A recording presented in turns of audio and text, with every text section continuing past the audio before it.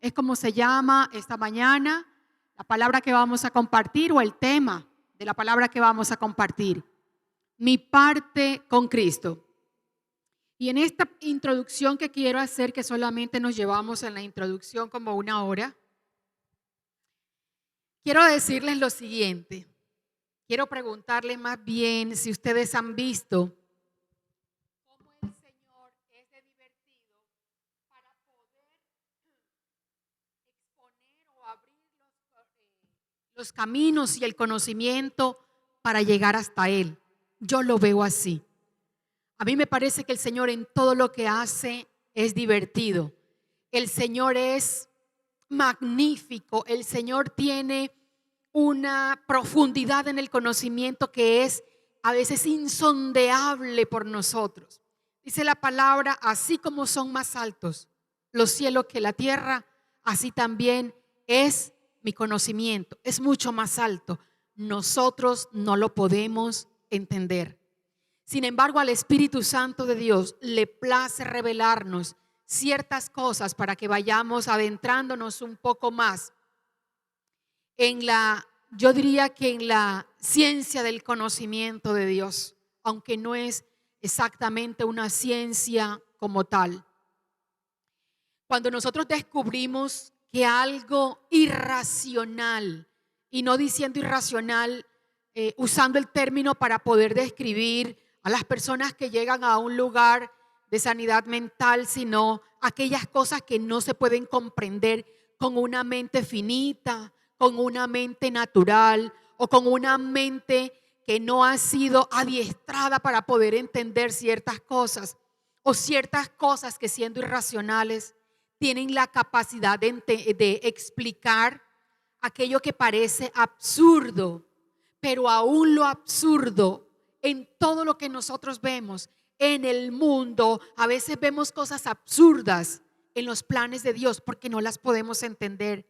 Pero esas cosas absurdas tienen en sí misma el secreto y el poder para poder explicar montañas de cosas grandes y ocultas que nosotros no conocemos.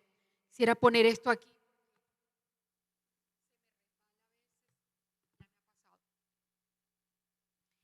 ¿Cuántos quisiéramos descubrir el porqué, el origen de tantas cosas? A veces nos damos a la tarea de querer indagar y nos cansamos porque no logramos encontrar la puerta para poder continuar. Nos pasa con las matemáticas. A mí me fue re mal, por no decir que re mal en el colegio con las matemáticas. Todos los años yo perdía matemáticas. Era terriblemente mala en matemáticas. Y la habilitación solía quedarme sobre 4. ¿Por qué pasaba? Creo que había ciertas dificultades y cuando el profesor se dedicaba a explicarme a mí solita, que eran uno de los privilegios de la habilitación en matemáticas, yo entendía la complejidad de ciertos ejercicios y no de la matemática en toda su extensión. Entonces, en esos ejercicios en los que me evaluaban, me iba bien, ¿verdad? Hay cosas complejas, hermanos, que son explicadas por cosas sencillas. Y cosas que son sencillas, a la hora de quererlas entender, se nos vuelven complejas. Hay cosas tan sencillas como el Señor le dice al pueblo de Israel y pareciera sencillo. Cada mes de tal año, de tal tiempo, en cada fecha, van a sacrificar un becerro, van a dar gracias, lo van a comer con hierbas amargas y van a celebrar. Parecería sencillo, ¿verdad? Llevó una gran cantidad de años, cerca de 3,000, 4,000 años, entender la razón por las cuales ellos sacrificaban un becerro y se lo comían con panes sin levaduras y en medio hierbas amargas. Parecía sencillo, pero no era tan sencillo como parecía. Había algo complejo. Sin embargo, al Señor le encanta que en sus leyes las cosas complejas se allanen frente a una herramienta, ¿verdad?, que Él nos dio, las complejidades se allanan, las cosas absurdas encuentran explicación. Y esa herramienta que el Señor nos da es la herramienta del conocimiento, lo que nosotros llamamos, conocimiento.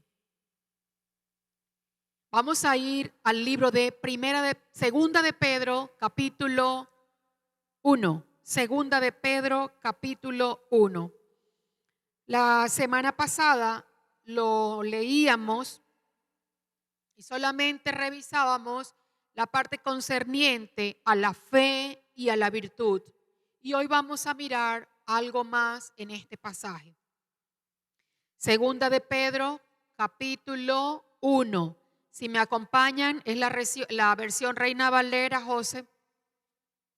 Segunda de Pedro, capítulo 1, dice así, versículo 3 en adelante. Como todas las cosas que pertenecen a la vida y a la piedad nos han sido dadas por su divino poder mediante el conocimiento de aquel que nos llamó por su gloria y excelencia, por medio de las cuales, refiriéndose a esas cosas, nos ha dado preciosas y grandísimas promesas para que por ellas llegaseis a ser participantes de la naturaleza divina, habiendo huido de la corrupción que hay en el mundo a causa de la concupiscencia. Versículo 5 dice, vosotros también, poniendo toda diligencia por esto mismo, añadid a vuestra fe virtud, a la virtud conocimiento, al conocimiento dominio propio, al dominio propio paciencia, a la paciencia piedad, a la piedad afecto fraternal y al afecto fraternal amor, porque estas cosas están en vosotros y abundan.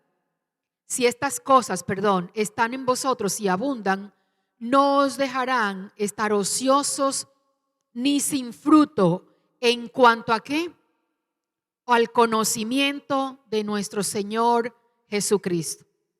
Pedro le está escribiendo a la iglesia y si revisamos en el versículo 3 nuevamente dice, como todas las cosas que pertenecen a la vida y a la piedad nos han sido dadas, refiriéndose él a aquellos que habían recibido las cosas que les habían dado. En el versículo 5 le está diciendo a la iglesia, ustedes también pongan toda diligencia, por esto mismo añadid a la fe virtud, a la virtud conocimiento. Hemos repetido muchas veces en la congregación y la iglesia o las iglesias, ¿verdad? Hablando de las iglesias locales, dicen hasta el cansancio y repiten hasta el cansancio lo que le pasó al pueblo de Israel cuando sale de Egipto y llega a la tierra prometida. Incluso cuando están en el desierto durante 40 años dando vuelta, se pierden. ¿Y se pierden por qué? ¿Por qué se pierde el pueblo? ¿Qué les faltó? Conocimiento. La iglesia necesita tener conocimiento.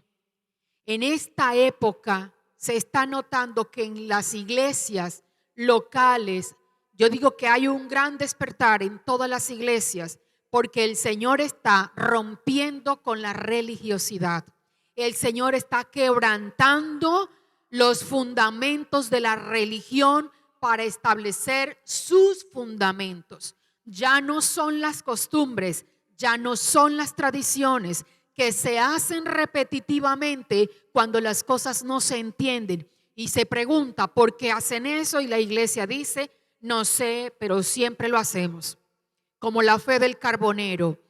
Le preguntan al carbonero, ¿y tú crees? Y dice, sí, yo creo. ¿Y por qué crees? No sé, todos creemos. ¿Y por qué todos creen? No sé, todos creemos y como ellos creen, yo creo junto con ellos. Esa fe de carbonero es la fe que nunca pregunta por qué las cosas suceden. Simplemente suceden. Y no le pongamos un poquito más de interés, simplemente hagámoslas. Y el contexto para poder hablar de la palabra de hoy tiene que ver con un tema o algo que el Señor nos está llevando a hacer, porque no es francamente un tema, sino un paso. Y es el lavatorio de los pies. Y dentro de ese contexto del lavatorio de los pies hay un versículo que nos debe llamar a todos la atención. Juan capítulo 13, versículo 10.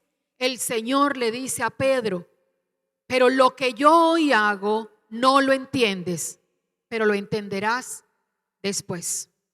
Para el Señor es importante que nosotros entendamos. Y para el Señor es importante que nosotros tengamos conocimiento. Algunas personas se rehúsan al conocimiento y le quieren negar a la iglesia la posibilidad de que tenga conocimiento. Pero sin conocimiento nosotros sabemos que el pueblo se pierde. No bastan únicamente las profecías. La Biblia dice que sin profecías el pueblo se desenfrena, pero sin conocimiento el pueblo se pierde. Al Señor le importa que nosotros entendamos. Por eso cuando da la profecía, la explica. Cuando da una instrucción, la explica. A Él le interesa que nosotros entendamos.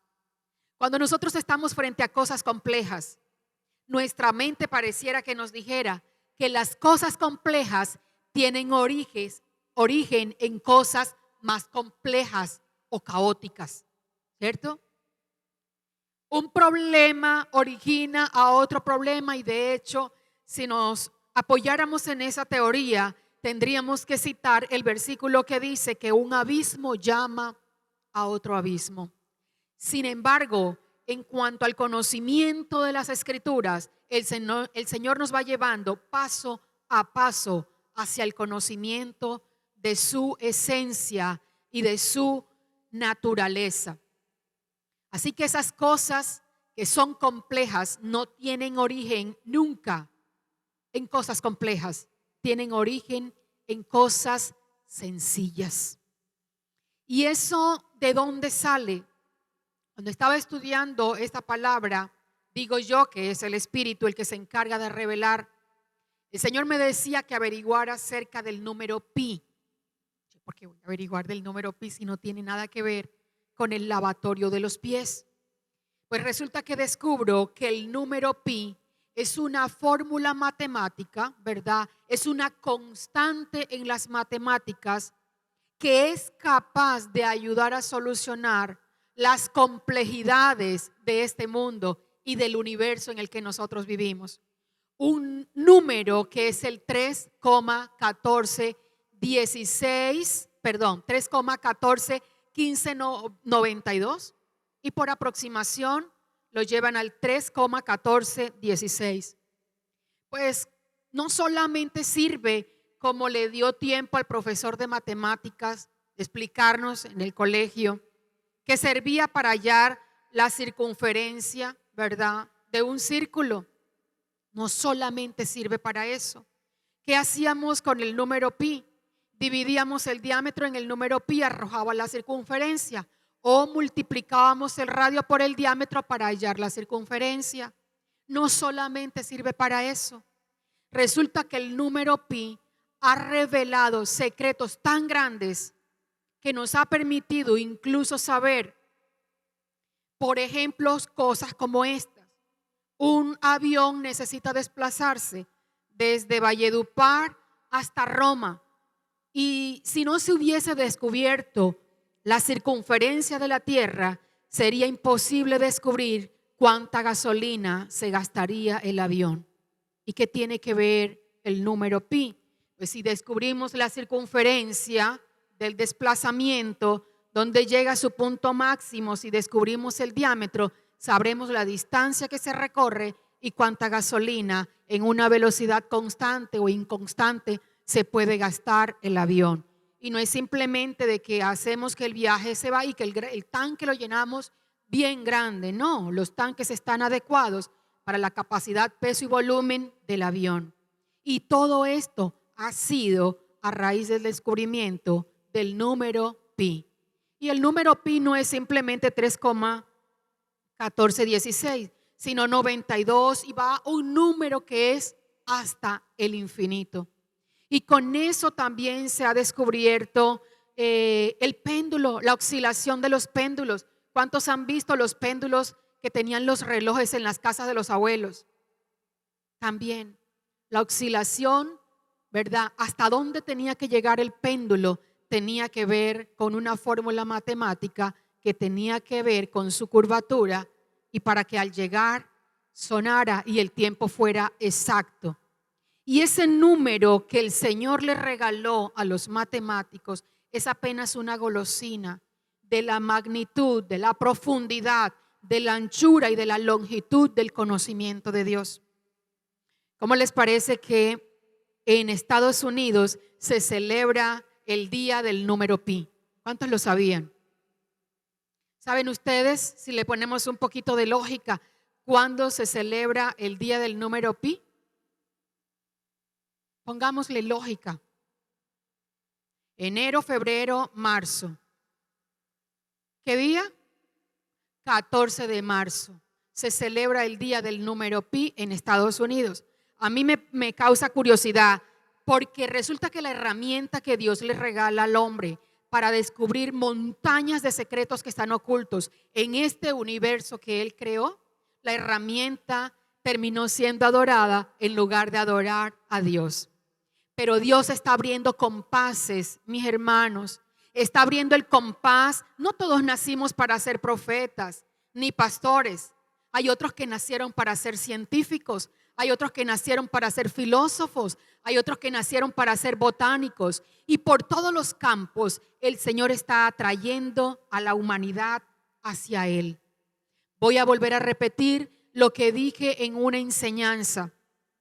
A mí me gusta ver programas de HBO o me gusta también verlos de Discovery Channel. Veíamos un programa en el que habían unos matemáticos descubiertos que al hacer ciertas combinaciones de ciertos metales, construyendo una nave de un tamaño X, esa nave puesta en órbita, ¿verdad?, en el espacio, alcanzaría o se demoraría 2 años para alcanzar su velocidad máxima, tanto que su velocidad era capaz de recorrer una distancia, ¿verdad? Si se desplazara en su viaje hacia las galaxias, tardaría en hacer el recorrido completo partiendo de la Tierra y regresar nuevamente 10 años, contando los 2 años que se gastaría para alcanzar su velocidad máxima. Es decir, que cuando harían todo el recorrido se podrían demorar 8 días, pero esa velocidad sería lo que nosotros nos gastaríamos en vivir 10 años. Es decir, que si ellos en esa nave harían el recorrido de la galaxia en 10 días, al regresar no encontrarían a su generación viva. Todos estaríamos muertos, porque para ellos habrían pasado apenas 10 días y para nosotros 100 años. Qué descubrimiento tan espectacular tuve esa mañana, porque el Señor apenas les abrió un compás a esos científicos para poder corroborar lo que la palabra dice. Porque para el Señor un día es como 1000 años y 1000 años como un día. De manera que para el Señor un chasquido de sus dedos, ¿verdad?, podría significar toda nuestra vida. Mi vida, lo que yo me demoraría en vivir, podría ser esto para el Señor. Es un ser que está fuera del tiempo. Es un ser con una profundidad en su entendimiento, que Él en sí mismo es sencillo, pero al crear todo lo que Él crea, parece ser complejo. Y resulta que encontré que una persona, investigando acerca del número pi, encontré que hay un matemático que se llama Benoit Mandelbrot. Si ustedes lo llegan a investigar, Benoit Mandelbrot se le llama el padre de los patrones fractales. Hablando de los fractales como esas fragmentaciones que hay, como unos patrones que se repiten en el universo que suelen ser complejos, pero a través del número pi se vino en reversa y encontró que esas cosas que son complejas tienen origen en cosas sencillas. Y Benoit fue un judío nacido en Polonia, pero a causa de la Segunda Guerra Mundial, los estudios en el colegio se vieron interrumpidos. Así que Benoit no alcanzó ni siquiera a aprender más allá de la tabla de multiplicar, que llegaba hasta el 5. Pero dos tíos de él, judíos también, se encargaron de enseñarle el amor por las matemáticas. Y en ese amor por las matemáticas descubre lo que los científicos hoy en día han llamado la huella digital de Dios. Y en esa huella digital dice Benoit en su teoría que las cosas que Dios creó no son ni lineales, ni lisas, ni cónicas, ni perfectas. Que aquellos que descubrieron la línea recta como la suma de varios puntos, dejaron a un lado las bondades y las maravillas de lo que Dios crea a través de los fractales. Él dice, si ustedes aprecian la corteza de un árbol, la corteza de un árbol es accidentada, es rugosa, no es lisa completamente. Si vemos un brócoli, el brócoli no es liso, son fractales que se repiten. La suma de cada uno de ellos hace algo que en conjunto es hermoso. Dice, las nubes, o decía porque ya murió, las nubes no son lisas ni son redondas, son deformes, pero son hermosas. Y todo lo que Dios creó tiene esa huella. No es liso, no es perfecto. Su huella es que todo tiene una característica particular, porque desde lo sencillez crea lo complejo. Y esas complejidades son las que a nosotros nos han gastado toda la vida. Pero lo que yo amo del Señor es que el Señor ha sido paciente en explicarle al hombre su lenguaje, sus pensamientos, sus intenciones. Y no ha sido fácil la comunicación de Dios con el hombre. Nos ha llevado toda la vida. Dice Pedro cuando está escribiendo, dice, y a vuestra fe añádele virtud, y a la virtud añádele conocimiento. La fe sin el conocimiento no nos va a dar las revelaciones que nosotros necesitamos. Y no todo el Señor nos los va a explicar. Y de eso sí tenemos que tener la absoluta seguridad. Pero creo yo que así como el Señor le está revelando a los científicos, también a la iglesia en la esfera de lo espiritual nos está revelando cosas y nos está atrayendo. Que los científicos digan que se ha descubierto la huella digital de Dios, incluir la palabra de Dios dentro de todo lo que es comprobable, es gigantesco, porque el Señor se está dejando escrutar, se está dejando conocer. El Señor se ha abierto a todos los campos y los tiempos se están agilizando. La velocidad del tiempo está cada vez, yo la veo más acelerada. Y por eso en esta hora les quiero decir algo, amada iglesia. No nos detengamos en pequeñeces, no nos detengamos en cosas que nos roban la paz, que nos roban la unidad, que nos roban el ambiente, la atmósfera perfecta para que el Señor se pueda mover en nuestras vidas. Es tiempo de comenzar a descargar lo que no nos sirve. Es tiempo de comenzar a desechar lo que nos está estorbando. Lo que acabamos de leer, vamos a volverlo a leer, porque en el leer y en el leer, al Señor le place revelarnos. Cuando nosotros escudriñamos, Él nos revela sus secretos.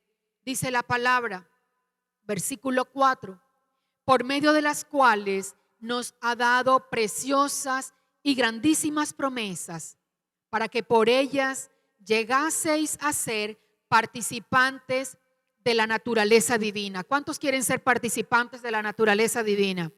Amén. Pero hay algo que tenemos que hacer para participar de la naturaleza divina. Habiendo huido de la corrupción que hay en el mundo a causa de la concupiscencia. Miren algo, cuando yo no tengo la fecha, apenas estoy pensando en esto. Cuando el hombre descubre que la tierra es redonda, ¿a través de quién la descubre? ¿A través de quién se descubre la redondez de la tierra? Galileo Galilei propone que la tierra es redonda. ¿Y eso qué causó cuando Galileo Galilei dice que la tierra es redonda?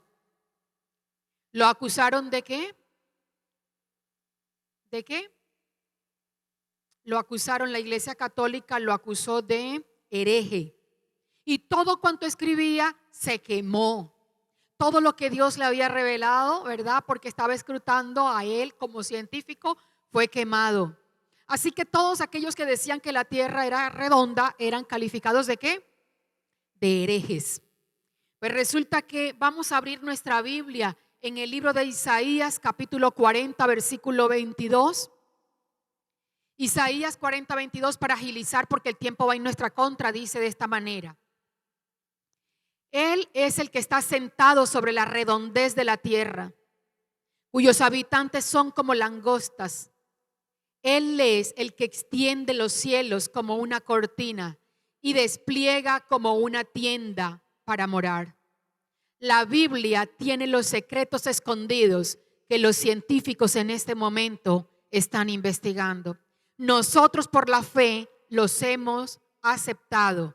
Estas revelaciones las hemos aceptado. Pero resulta que para la comprobación de la ciencia es necesario demostrar por qué es redonda. Job 26:10 dice, ha trazado un círculo sobre la superficie de las aguas, en el límite de la luz y las tinieblas, secretos ocultos que aún no han sido revelados. Primera de Reyes 7:23 dice, hizo asimismo el mar de metal fundido de 10 codos de borde a borde, de forma circular. Su altura era de 5 codos y tenía 30 codos de circunferencia. Hablaba de circunferencia. ¿Quién? En Segunda de Reyes, quien estaba describiendo, hablaba de la circunferencia, hablaba de diámetro. Y fue necesario después, a través de los científicos, encontrar la circunferencia, el radio, el diámetro de un círculo. El Señor se está dejando investigar y se está dejando comprobar. Y eso para el campo de los científicos, que a los cristianos no nos roba el sueño. Pero cada vez que hay revelaciones, el Señor, yo creo que se alegra. Para algunos va a ser para perdición, para nosotros va a ser para salvación. Amén. Entonces, estas cosas que el Señor dio como el número pi, que yo dije es una golosina apenas para el descubrimiento de cómo es Él y cómo se mueve, resulta que el significado siempre está ligado a los propósitos. Significado y propósito siempre están ligados. ¿Para qué quiero conocer yo el significado de algo si no está ligado a un propósito? ¿Cierto? Tendremos que saber el porqué y el propósito, y el Señor nos lo revela. En nuestro caminar como iglesia, muchas cosas nos han sido enseñadas, no por los científicos, no por la ciencia, sino por el Espíritu Santo de Dios. Amén. Así que hemos descubierto de esa manera que para Dios el hombre es realmente importante. Si el hombre no fuera importante, ¿para qué Dios iba a tomar tiempo en explicarnos cosas? ¿Para qué Dios se iba a detener en decirle al hombre que ocupara parte de su tiempo en adquirir conocimiento? Y que a su conocimiento le añadiera dominio propio. Y que al dominio propio le agregara paciencia. Y que a la paciencia le agregara piedad. Y que a la piedad le agregara afecto fraternal. Y al afecto fraternal el amor. Porque el amor es la suma y es el todo en el lenguaje del Señor. ¿De qué me sirve el conocimiento si yo no tengo amor? ¿De qué me sirve el conocimiento si yo no tengo fe y no tengo amor?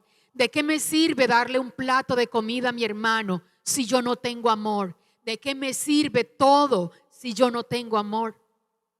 ¿De qué me sirve todo si yo no tengo al Espíritu Santo de Dios? ¿De qué me sirve todo en la vida si yo no me he acercado a Dios? Si la búsqueda de nuestros días es como los ejercicios que nosotros hacemos en el colegio, nos enseñan una fórmula para resolver un ejercicio y empezamos a resolver el ejercicio, ¿cierto? Pero no quiere decir que todas las formas que nosotros apliquemos para resolver el ejercicio arrojen la respuesta correcta. Así también es nuestra vida. Muchos están gastándose la vida en hacer ejercicios que son incorrectos, con resultados que les van a arrojar incorrectos en la vida. Nuestra fórmula se va a resolver con el número pi por excelencia en nuestras vidas, que es el Espíritu Santo de Dios y que es la palabra. Ella nos revela todo lo que nosotros queremos conocer. Por la fe nosotros entendemos que el universo fue hecho de lo que no se veía y que sin él nada de lo que existe hubiese sido hecho. Fácil de entender, dígaselo a un científico, pero en la fe nosotros lo aceptamos. Todo lo que se ve fue hecho de lo que no se veía, porque Dios es espíritu. Nosotros lo entendemos y lo aceptamos. Amén. Nosotros, dice la Biblia, somos su poema. Somos la inspiración de Dios. Amén. Diga, yo soy el poema de Dios. Yo soy el poema de Dios. Soy la inspiración de Dios. Soy esa persona en la que Él dedicó tiempo. Cuando estábamos en el vientre de nuestras mamás, sus ojos vieron nuestro embrión. Cuando apenas éramos un embrión, todas las cosas acerca de nosotros estaban escritas en el libro del Señor. Cuando el Señor nos vio, dijo, de Él están escritas las cosas. Cuando vio a Jorge en el vientre de su mamá, dijo, todas las cosas, estas ángeles y todos los que me oyen, todas estas cosas que están escritas aquí pertenecen a Él. Todo está escrito. Y nosotros insistimos en hacerlo a nuestra manera. Nosotros insistimos en hacerlo como queremos. El Señor nos ha dado algo que se llama libre voluntad, libre albedrío, para que lo hagamos como queremos. El Señor dice, iglesia, si ustedes me aman a mí, amen a su hermano. Si ustedes aman a su hermano, perdonen a su hermano. ¿Cómo es posible que van a perdonar al enemigo y no pueden perdonar al hermano? ¿Qué clase de hijos son? Dice, si ustedes me dicen que me aman a mí y no aman a su hermano, ustedes son mentirosos. Algo que parece sencillo, pero vamos a ponerlo en práctica, se nos vuelve complejo. Y eso es Dios. Él en sí mismo es sencillo, pero cuando hace algo, su dedo hace cosas complejas.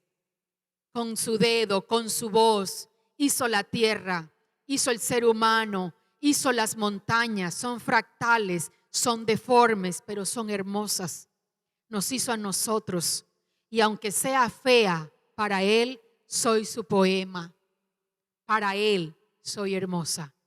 David dijo, Señor, qué bello es lo que tú hiciste, refiriéndose a sí mismo. Qué bello es lo que yo veo en el espejo. En la mañana cuando nos levantamos, el pelo está así, hermano, arrégleselo para que después diga qué bello es lo que yo veo. No, mentiras, hermanos. Todo lo que el Señor hizo en nosotros es bueno, es agradable y es perfecto.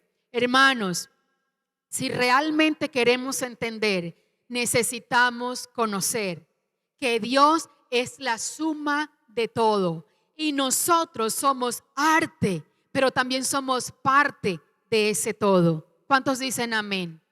Nosotros somos arte y parte de Dios, porque así a Él le ha placido. No somos unos desconocidos para Él. El mundo de las tinieblas, cuando ve que nosotros nos paramos, en realidad, si el Espíritu de Dios está en nosotros, el mundo de las tinieblas tiembla, porque el que creó este universo está en mí, porque el mismo Espíritu que estuvo en la antigüedad está en mí. Amén. No me ha dado Dios lo mismo que le ha dado a Iván, lo mismo que le ha dado a Jorge. No me ha dado lo mismo que le ha dado a Daniel, a Carmen, a Elizabeth, a la pastora. Lo mío es diferente. Amén. Y así como Dios me hizo, así debo ser útil en la obra del Señor. Es decir, que las cosas que yo hago no son las que a mí me provoca, sino que las que Dios quiere que yo haga, para que yo sea útil a su propósito, para que encontremos nuestro camino de vuelta, de regreso hacia nuestro Padre Celestial. Por eso trabajamos, por eso oramos, por eso ayunamos, por eso escudriñamos la Biblia, por eso la enseñamos, por eso aconsejamos, por eso abrazamos, por eso perdonamos, por eso celebramos la Santa Cena, por eso tenemos que pasar ahora al lavatorio de los pies. Parece sencillo, pero no lo es. Pareciera que todo fuera sencillo. ¿Quién me explica por qué el Señor introdujo dentro de la vida de la iglesia el lavatorio de los pies? ¿Es sencillo de hacer? Claro, traigamos la taza, pongámosla aquí, tomemos la toalla, nos sentamos y a lavarnos los pies. ¿Eso es relevante en sí mismo? Puede que sí, puede que para mí derribe montañas de orgullos que hay en mi interior, pero en sí mismo es como el becerro que se mataba en los tiempos del pueblo judío. En sí mismo encerraba un significado, así como lo encierra para nosotros el pan y el vino, que tenemos que celebrar la Santa Cena hasta que Cristo regrese. Cosas que parecen sencillas, pero el Señor tiene un secreto escondido en todo lo que hace. Bienaventurados aquellos que no vieron y creyeron. Nosotros somos bienaventurados. Levante la mano y diga: yo soy bienaventurado, porque hemos visto sin creer, sin que la ciencia nos compruebe a nosotros que lo que la palabra dice es verdad. El Señor está haciendo algo espectacular en esta temporada, iglesia. El Señor está trayendo colirio a los ojos espirituales. ¿Cuántos dicen amén? El Señor está revelando los secretos escondidos. El Señor está abriendo nuestras mentes. Él lo está haciendo, iglesia. El año que sigue ha sido denominado el año de la visión clara. ¿Sabe por qué, verdad? Visión como 2020. El Señor va a abrir nuestros ojos en el año 2020. Nos está revelando las cosas que el mundo no puede entender. A nosotros nos está anticipando, nos está dando como iglesia las primicias de las cosas que van a ocurrir. Y si eso a usted no lo emociona, hermano, usted no está entendiendo lo que está pasando en el mundo espiritual. Estamos recibiendo las primicias de lo que el Señor está a punto de hacer con la iglesia. Cristo viene pronto, hermanos. Cristo viene pronto. Él no tarda, como algunos dicen, si es que citan a San Diomedes. Dijo que venía y les mamó gallo y no ha venido. Pero Él viene, hermanos. Así que no tengamos por tardanza la venida de nuestro Señor Jesucristo. Por eso es que cuando Pedro está frente al Señor, el Señor, ¿les da risa? El Señor está a punto de ir a Jerusalén. ¿Se acuerdan ustedes? Que no iba a Jerusalén porque sabía que luego volviera a Jerusalén iba a morir. Pasa algo en el mundo espiritual en el que una mujer es sensible. Una mujer va a su cuarto, coge 1 litro de perfume carísimo. ¿Cuál es el perfume más caro ahorita que hay que conozcan?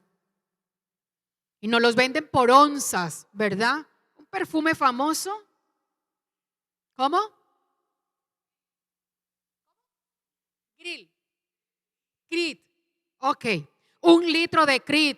1 litro. ¿Cuánto vale una onza? 7 onzas.